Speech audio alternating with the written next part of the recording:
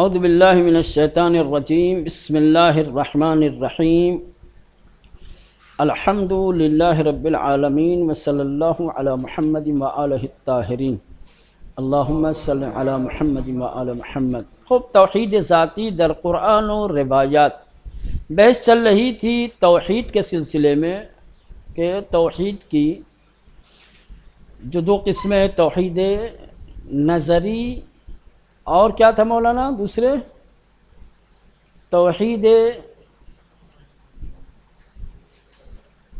اعتقادی۔ تو جو توحید نظری ہے اس کی پہلی قسم ہے توحید ذاتی۔ خود جو توحید ذاتی تھی، توحید ذاتی سے مراد یہ ہے کہ خداوند متعال اپنی ذات میں کیا ہے، کوئی جز نہیں رکھتا، اس کی ذات بسیط ہے، ٹھیک، وہ مرکب نہیں ہے۔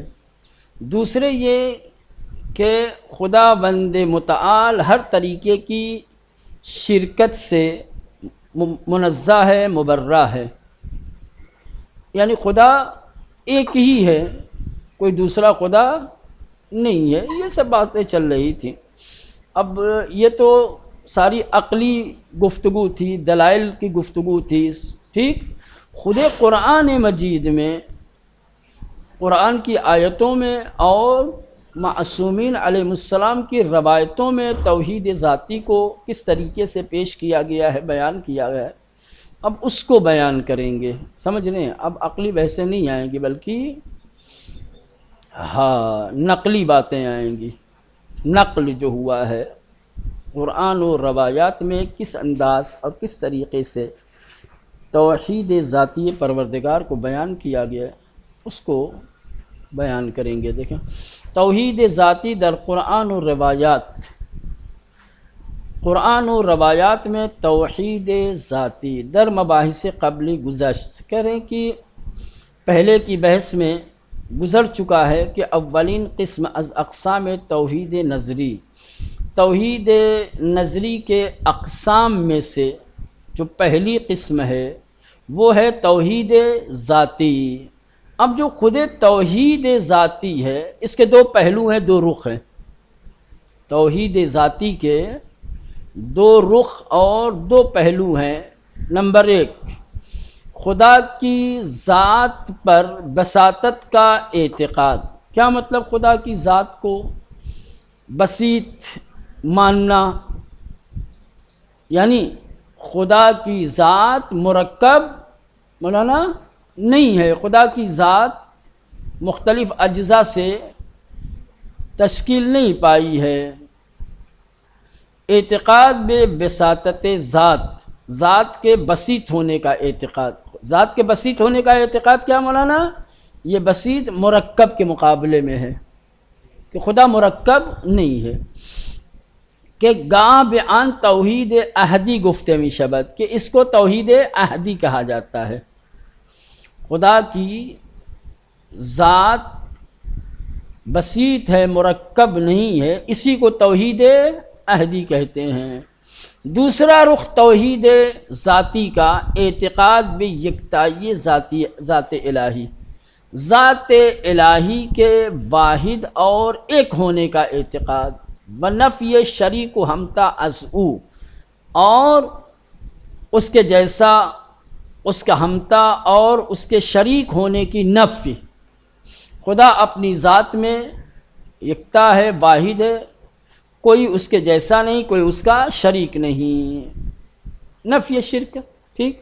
اس کو توحید واحدی کہا جاتا ہے۔ اس کو کیا کہا جاتا ہے؟ توحید واحدی۔ بس توحید ذاتی کے دو رخ تھے۔ ایک رخ یہ تھا کہ خدا کی ذات بسیط ہے، اس کا کوئی جز نہیں ہے، وہ مرکب نہیں ہے، اس کو توحید احدی کہتے ہیں۔ دوسرا رخ توحید ذاتی کا یہ ہے کہ ذات پروردگار یکتا ہے، کوئی اس کا شریک نہیں، کوئی اس کے جیسا نہیں، اس کو توحید واحدی کہتے ہیں۔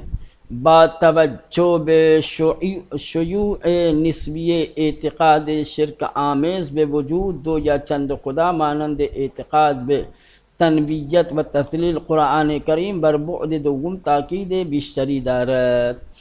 کہہ رہے ہیں کہ جب آپ شرک آمیز اعتقاد کی نسبتوں کو دیکھیں گے تو یہ اس قدر ہے، ذات پروردگار میں کیا ہے، شرک اس قدر پھیلا ہوا ہے، کوئی دو خدا کا قائل ہے، کوئی چند خدا کا قائل ہے، جیسے سنویت پر کہ دو خدا ہیں، یہ تنویت نہیں ہے، سنویت، دو خدا کا کوئی قائل ہے، کوئی تثلیث کا قائل ہے، سمجھ رہے ہیں؟ چونکہ ذات پروردگار میں کیا ہے، شرک بہت زیادہ لوگ اس پر اعتقاد رکھتے ہیں، ذاتی اعتبار سے خدا کا شریک اکثر لوگ مانتے ہیں، اس لیے قرآن و روایات میں توحید ذاتی میں سے جو یہ رخ ہے ذات والا، سمجھ رہے ہیں، اس کو زیادہ بیان کیا گیا ہے، اس کی طرف توجہ زیادہ دی گئی ہے، لہٰذا آیات و روایات میں توحید ذاتی کا کون سا رخ زیادہ بیان کیا گیا ہے؟ کون سا؟ توحید واحدی والا، توحید واحدی والا، کہ ذاتی اعتبار سے لوگ ایک نہیں، دو یا تین یا اس سے زیادہ خدا کے قائل ہیں، لہذا آیات و روایات میں بھی اسی کی نفی زیادہ ملے گی آپ کو، سمجھ رہے ہیں؟ اس پر تاکید کہ ذات خدا واحد ہے، کوئی دوسرا خدا ہے ہی نہیں، ٹھیک ہے؟ بات سمجھ میں آئی؟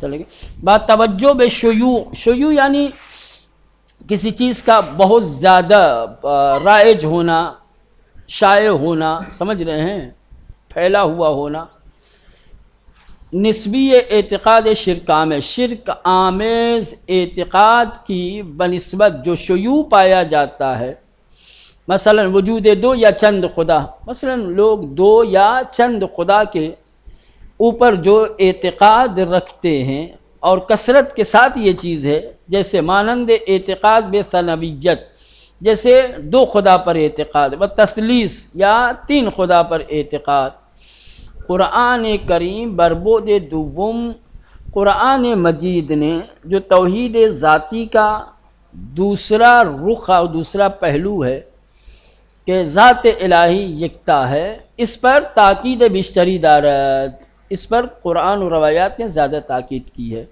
ہر چند از برخی آیات می توان اصل توحید احدی و بساطت ذات را نیز استفادے کر، البتہ بعض آیتوں سے آپ اصل توحید احدی یعنی ذات پروردگار بسیط ہے، اس کا بھی تذکرہ ملے گا آپ کو کچھ آیتوں میں، کچھ آیتوں سے یہ بھی استفادہ کیا جا سکتا ہے، کچھ آیتوں میں یہ بھی بیان کیا گیا ہے کہ خداوند متعال کی ذات بسیط ہے، لیکن زیادہ آیتوں اور روایتوں میں ذات الہی کیا ہے؟ یکتا ہے، جس کو توحید واحدی کہتے ہیں، اس کی باتیں زیادہ کی گئی ہیں، اس کی تاکید اور اس پہ توجہ زیادہ دی گئی ہے۔ قرآن در سورہ شورا و در بیان توحید واحدی با صراحت تمام اکتائی و بے ہمتائی خدا را اعلام میدار ہے۔ سورہ مبارکہ شورا میں قرآن مجید نے توحید واحدی کو پوری صراحت کے ساتھ، پورے واضح طریقے سے، روشن طریقے سے خداوند متعال کی ذات کے یکتا اور بے ہمتا ہونے کو بیان کرتا ہے۔ آپ سورہ مبارکہ شورا نکالیں، سورہ مبارکہ شورا میں جو یہ آیت لیس کمثلہ شیء وہو السمیع البصیر، کہ کوئی شے اس کے مانند، اس کے مثل نہیں ہے، اور وہ سننے والا اور دیکھنے والا ہے۔ دیکھیں پوری طریقے سے ہر چیز کی نفی کی گئی ہے کہ کوئی اس کے جیسا ہے ہی نہیں ہے، یعنی ذاتاً کوئی دوسرا خدا ہے ہی نہیں ہے۔ خدا کی بے ہمتائی اور ذات الہی کی اکتائی کو پوری صراحت کے ساتھ اس میں بیان کیا گیا ہے، ہر دوسرے خدا کی نفی ہو گئی، سمجھ رہے ہیں؟ اس میں خدا کی ذات کی وحدانیت کو بیان کیا گیا ہے۔ لیس کمثلہ، قرآن در سورہ شورا، قرآن مجید سورہ شورا میں بدر بیان توحید واحدی اور توحید واحدی کے بیان میں، توحید واحدی کہا جائے تو یعنی ذاتی اعتبار سے ذات الہی یکتا ہے، خدا بس ایک ہے، اس کے علاوہ کوئی دوسرا نہیں ہے۔ تو باصراحت تمام، پوری صراحت کے ساتھ، پوری وضاحت کے ساتھ، بالکل روشن طریقے سے اکتائی و بے ہمتائی خدا را، خدا کی یکتائی اور اس کی ہمتائی کو اعلام دارد بیان کرتا ہے۔ جیسے لیس کمثلہ شیء، اس کے مانند، اس کے جیسے کوئی چیز ہے ہی نہیں ہے، یعنی کوئی دوسرا خدا ہے ہی نہیں، خدا ایک ہی ہے۔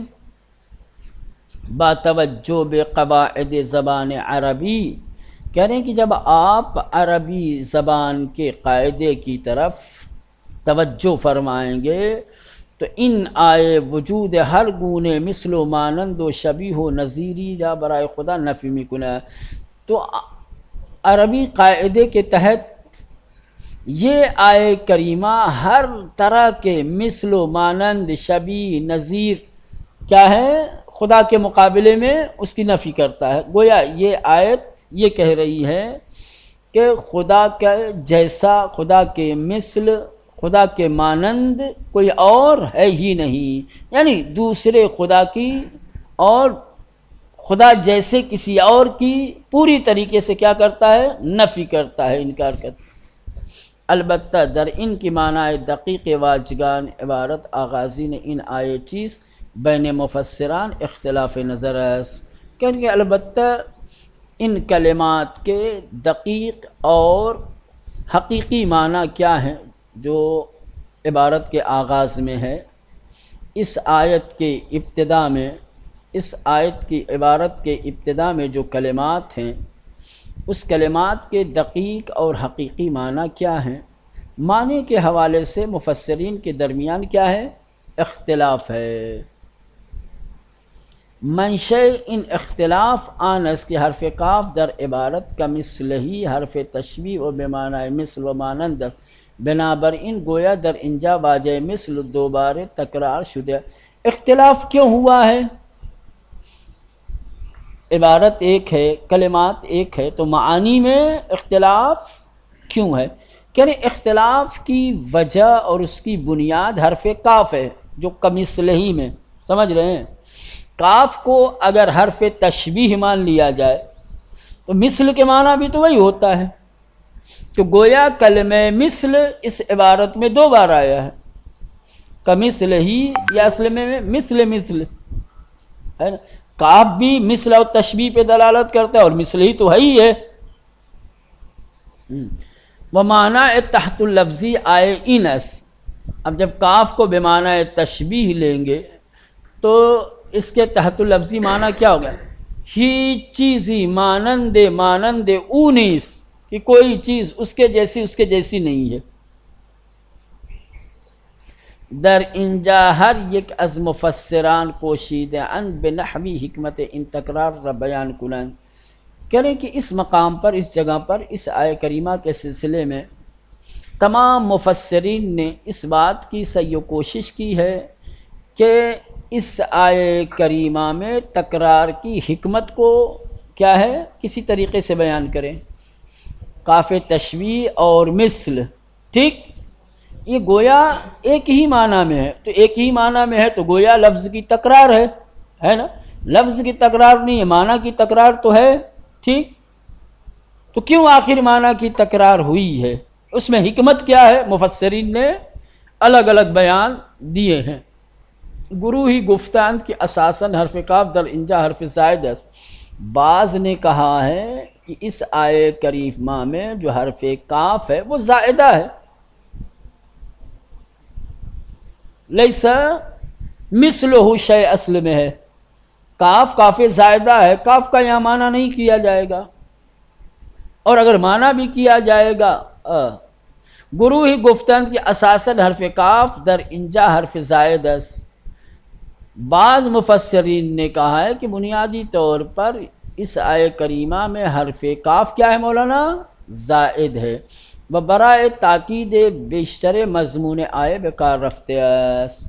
اور کہہ رہے ہیں کہ آیت کا جو مضمون ہے اس مضمون کو اور زیادہ مؤکد بنانے کے لیے کاف کو لایا گیا ہے، مثل کی اور تاکید ہو جائے، مضمون آیت اور مؤکد ہو جائے، اس کے لیے تاکید کے لیے ہے. برخی دیگر معتقدان کی واجہ مثل درائے بمعنی ذات است. بعض مفسرین کا اعتقاد اور ماننا یہ ہے کہ کلمہ مثل آیہ کریمہ میں ذات کے معنی میں ہے، لذا معنی آن اینس، لہذا اس کا معنی یہ ہوگا ہیچ چیز مانند ذات اونیس، کہ کوئی چیز اس کی ذات کی طرح نہیں ہے. بہر تقدیر از اختلاف یاد شدے کی بے گزری معنی کلیہ آئے روشن ہے. کہنے کی بہر صورت آپ جو اختلاف بیان کیا گیا ہے اس کو نظر انداز کر دیجئے، اس سے آگے بڑھ جائیے. تو آیت کا جو معنی کلی ہے وہ بالکل واضح اور روشن ہے کہ ذات الہی از ہر جہت نامتناہی وغیر محدود است. ذات پروردگار ہر اعتبار سے نامتناہی اور غیر محدود ہے. وسائر موجودات ہمگی محدودند و طبی اس کے ذات نامحدود را نمیتوان بے موجودات محدود قیاس کر. ذات پروردگار ہے جو نامحدود ہے، اس کے علاوہ تمام موجودات کیا ہے؟ محدود ہیں اور طبیعی ہیں. اب ظاہر سی بات، ایک موجود نامحدود اور بہت سارے موجود نامحدود، تو موجودات نامحدود کو موجود محدود کے ساتھ قیاس نہیں کیا جا سکتا. ٹھیک. و فاصلہ بین متناہی و نامتناہی ہیچ گاہ پرشدنی نیست. جو چیز نامتناہی ہے، جو ذات نامتناہی ہے اور جو متناہی ہیں، ان کے درمیان جو فاصلہ ہے اس کو کوئی چیز پر نہیں کر سکتی. زمین آسمان کا فرق ہے بھائی، کہاں ذات نامتناہی اور کہاں ذات متناہی، اس کے درمیان جو دو فاصلہ ہے اس فاصلے کو کوئی چیز پر نہیں. بدین ترتیب آئے مورد بس بصراحت برہمتائیے ذات الہی تاکید می کند. اس اعتبار سے، اس لحاظ سے جو آئے مورد بحث ہے وہ بالکل واضح اور روشن طریقے سے ذات پروردگار کی بے ہمتائی پر تاکید اور دلالت کرتی ہے. بقیہ کل انشاءاللہ.